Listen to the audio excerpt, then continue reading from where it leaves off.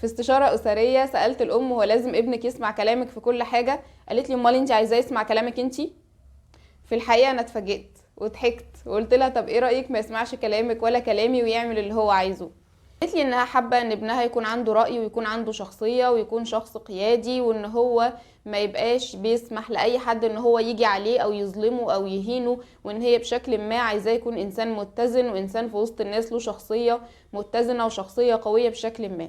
في الوقت اللي هي عايزة فيه كده هي عايزة ابنها يسمع كلامها تماما، ينفذ كل رغباتها، مش عايزة اقول بين قوسين اوامرها، يعمل كل اللي هي عاوزاه، يمشي على الخط اللي هي رسماه لحياته مهنيا واجتماعيا واقتصاديا ونفسيا كمان المفروض ان الابن ده يحب الناس اللي هي بتحبهم ويكره الناس اللي هي بتكرههم، وفي نفس الوقت عايزة ابنها يبقى عنده شخصية. في الحقيقة مفيش حاجة اسمها كده. الابن ده هو عبارة عن وحدة واحدة، الابن ده هو انسان واحد.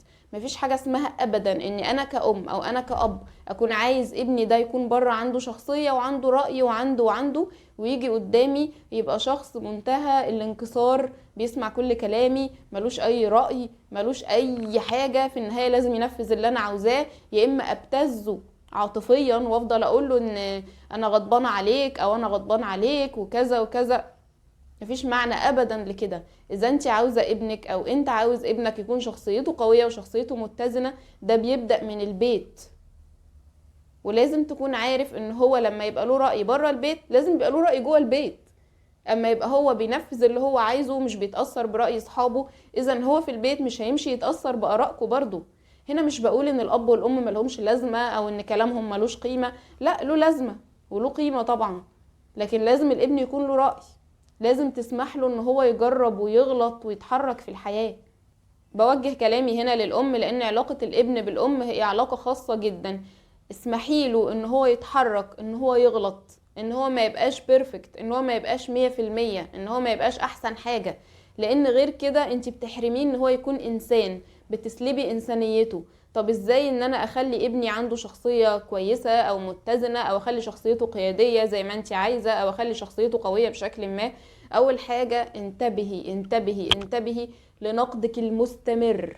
النقد المستمر، ما عملتش دي ليه؟ طب انت سايب دي هنا ليه؟ طب انت ما خلصتش اللي عليك ليه؟ طب انت ما روحتش لفلان ليه؟ طب انت ما عملتش كذا ليه؟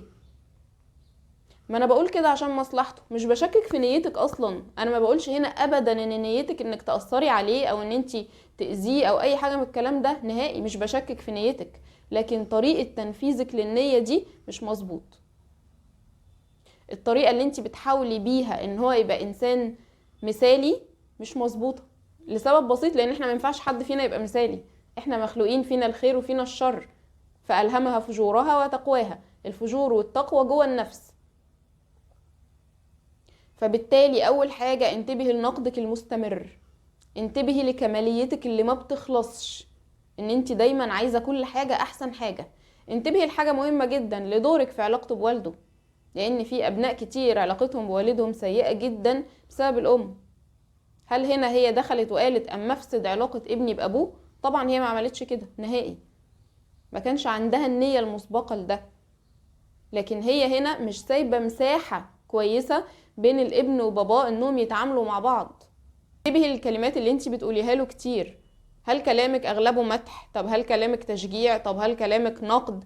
انتبهي انت بتقولي له ايه كتير وبتقولي عنه ايه كتير، لان نظرتك لابنك بتشكل جزء مش قليل من نظرته لنفسه. انظري انت في العمق مقدرة ابنك ده ولا لا؟ يعني انت في العمق شايفة ان هو انسان متزن ويعتمد عليه ولا لا؟ ولا انت لسه شايفة ان هو ما ينفعش ياخد قرار لوحده، وان هو ما ينفعش يغلط، وان هو ما ينفعش يجرب حاجة ويفشل فيها؟ يعني اسمحي لي اقولك انه الابن بيبقى محتاج يتفطم نفسيا منك. يتفطم نفسيا يعني ايه؟ يعني يتحرك براحته من غير ما يبقى خايف ان انت هتغضبي عليه او ان انت هتأذيه او ان انت هتقطعيه او ان انت هيبقى ليكي اي رد فعل يوصل له شعور بالذنب. اسمحي لابنك يتحرك في الحياة، اسمحي له يكون راجل، اسمحي له يكون انسان متزن. لو الفيديو ده ضايقك اسمعيه مرة كمان، مش عشان اضايقك لا، بس هو لو ضايقك هيكون في جزء من الكلام اللي انا قلته ده بيلمس حاجة جواكي، وفي النهاية انت عايزة ابنك يكون شخصية متزنة ويكون شخصية كويسة، ده اللي انت عاوزاه. حاجة كمان، اقعدي مع ابنك واسمعي منه، اسأليه، اسألي اللي حواليكي، هو انا بنتقده لان في ام بتكون نقادة جدا لكنها مش شايفة ده اصلا، مش شايفة اصلا انها بتنتقد، هي يعني مش شايفة كده نهائي.